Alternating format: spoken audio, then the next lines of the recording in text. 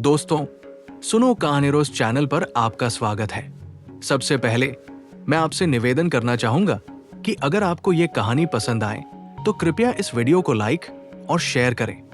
और अगर आप पहली बार इस चैनल पर आए हैं तो कृपया सब्सक्राइब जरूर करें ताकि आपको भविष्य में हर कहानी आसानी से मिल जाए। एक ब्राह्मण था, उसे कोई ब्रह्म राक्षस मिला। ब्रह्म राक्षस यानी मृत्यु के बाद राक्षस बन जाने वाला ब्राह्मण।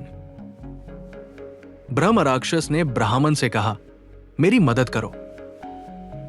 कैसे? ब्राह्मण ने पूछा।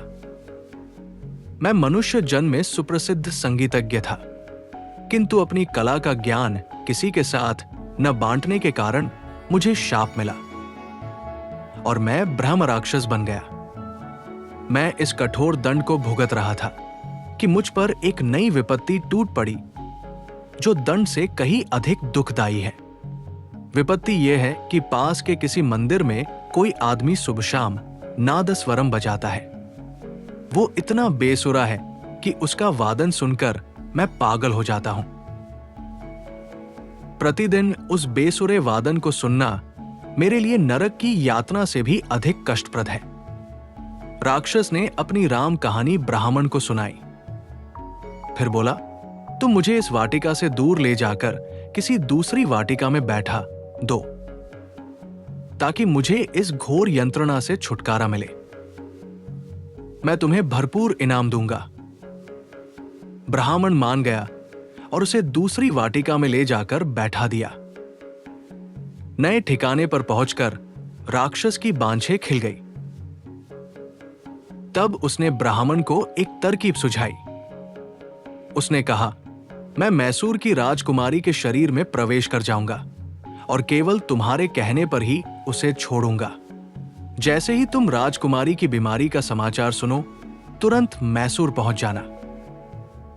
वहां राजकुमारी का उपचार करना और राजा से मुहमांगा पुरस्कार प्राप्त करना। लेकिन हां, उसके बाद तुम मुझे कभी तंग मत करना। सब कुछ योजना के मुताबिक हुआ। मैसूर के राजा ने ब्राह्मण को बहुत सा इनाम दिया, किंतु थोड़े दिनों बाद उस ब्रह्म राक्षस ने तिरुवितांकुर की राजकुमारी के शरीर में बसेरा कर लिया। मैसूर के राजा की सिफारिश पर वहां के राजा ने उसी ब्राह्मण को बुला भेजा। ब्राह्मण को पता था कि राक्षस अब की बार मानेगा नहीं, किंतु वहां आने के अलावा कोई उपाय नहीं था। बेचारा डरते डरते तिरुवितांकुर पहुंचा। उसने राजकुमारी के कमरे में कदम रखा ही था कि राक्षस गरजा, मैंने कहा था ना कि दोबारा मुझे तंग मत करना। मदद के लिए तुझे भरपूर इनाम भी मिल चुका है। अब भाग यहां से वरना कच्चा चबा जाऊंगा। ब्राह्मण ने झटपट सोचा, फिर दृढ़ स्वर में बोला, भागना तो तुम्हें पड़ेगा यहां से। अगर नहीं गए तो उसी नादस्वरम वादक को यहां लिवा लाऊंगा और उसे आदेश दूंगा कि इस कक्ष के बाहर नादस्वरम बजाए। केवल सुबह और शाम नहीं, बल्कि सुबह से शाम तक। इतना सुनना था कि राक्षस के मुंह से चीख निकल पड़ी, नहीं नहीं, इतने क्रूर मत बनो, मैं ये चला। ये कहकर ब्रह्म राक्षस वहां से भाग गया। राजकुमारी का उपचार करने के लिए तिरुवितांकुर के राजा से भी ब्राह्मण को अनेक बहुमूल्य उपहार मिले।